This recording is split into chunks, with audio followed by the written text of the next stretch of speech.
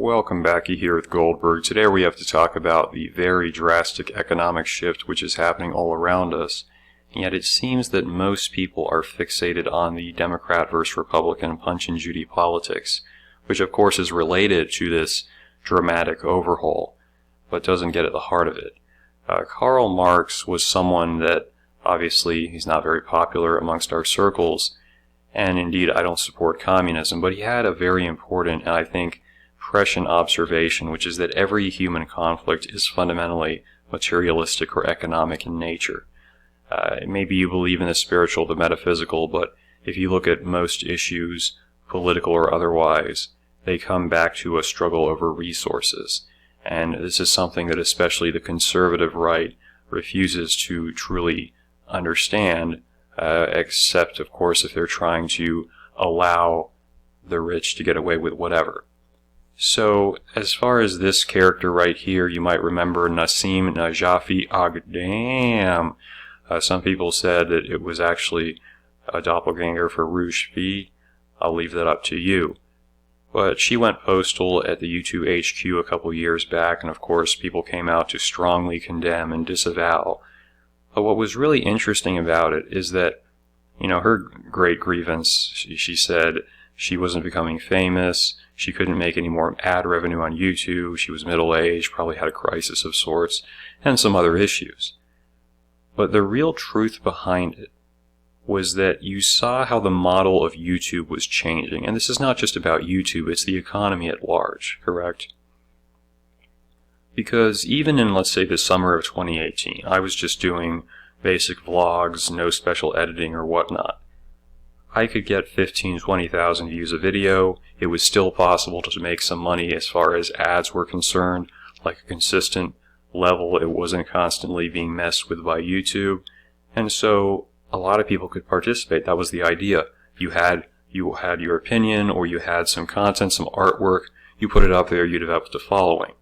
Then in 2019, and especially in 2020, it began where anything you did, you would lose followers. People would say they were getting unsubscribed, they weren't seeing the videos, the algorithm would bury your channel. And this is not just me. I mean, I remember Stefan Molyneux, he had almost 1 million followers before being banned. And he was going from getting like 200,000 or 150,000 views a video down to 20 or 30,000. So when you bring this up, immediately people go, oh yeah, well, why don't you just put more effort into your content? Why don't you do better thumbnails or jump edits or whatever? Well, for myself, it's a lot of time commitment, which I think is unnecessary, given that the message is more important. But even there, if you start talking about that level of personal resources, time being one of them. Here's some of the research out there. 7 hours for every 1 to 5 minutes of video uploaded to YouTube. That's a lot of time. So now if you do that, let's say it's 10 hours altogether for a slightly longer one, and you do that, you maybe make enough in ads to counteract it. Okay, it could be decent.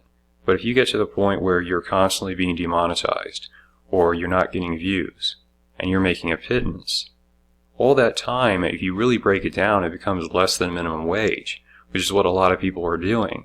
They're putting in all these hours, creating content which is essentially being used by YouTube. YouTube doesn't create this stuff. YouTube just hosts it. YouTube is taking their content, and they essentially have very little rights over it, because at any given time, YouTube can say, oh, we imagine that you violated our policies, we're deleting everything. Like with Molyneux, lost all those videos, many of which had nothing to do with politics per se. So, you see how corrupt the system is. Not only are they demonetizing and deleting people, but let's say you have existing content and you don't believe in corporate sponsorship. Well, then they announced, oh, by the way, it doesn't matter, we're going to monetize your videos anyway. So as you can see, they want you to put in all these hours, time, and effort, and they're essentially using you as slave labor because they're not paying you for it. So folks who are actually doing very well can see, okay, I dedicated so much of my life to this, we're either going to delete it or we're just going to use it but not pay you anything in return. That is the entire model of big tech. It's the reason why these companies like Google and Apple are so friggin' wealthy. It's because it's all about exploitation fundamentally. People discuss colonialism. This is a new form of colonialism. It just means that everyone is invited to be exploited. There is no national, civic, or ethnic loyalty, as there might have been to a certain degree, very limited in the past.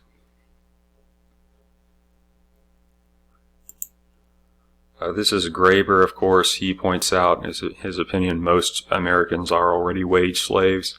This is from a few years back, but just think about it. With the whole stuff going on as far as the COVID, the lockdowns, people can't have jobs.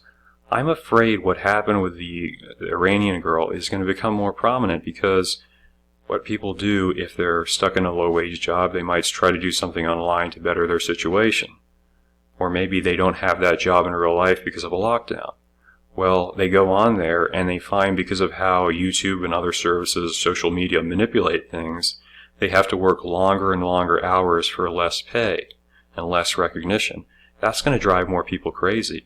The mental health in this country is going to go down even lower than it already has from the lack of interaction. That's where you get to be one of these folks, like an Uber driver, 80 hours a week making $9 to $12 an hour, because of course they're not paying for your gas.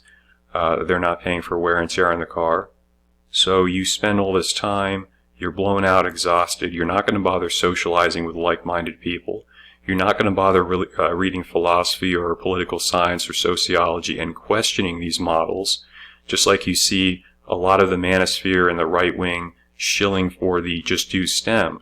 Now, in a way, it makes sense to get a good job, but it's also signaling the fact that we are turning away from even questioning the morality, the ethics of things, and saying, no, you just have to be in a little efficient worker unit for the globalist system. How much different is that from communism fundamentally? You know, your whole purpose is to work for the glory of this, whether it's corporate profits or the state, you know, Mother Russia. And less we even have freedom today. That's what you see from these power actors, especially in big tech. They may not be libertarian as far as, you know, opposing the Patriot Act or opposing surveillance, but they are libertarian when it comes to the rights which workers have to earn a decent amount of money, to have regular hours, to be able to spend any time with their family. This is the model that's being foisted on people, and we still don't have any real opposition. We have a bunch of vapidity, we have a bunch of empty statements and populism, national populism, classical liberalism. They're not getting at the heart of it, which is that the working class and the middle class are just going to be strafed increasingly in the future, while everyone kind of claps about how, oh, look at all this innovative technology.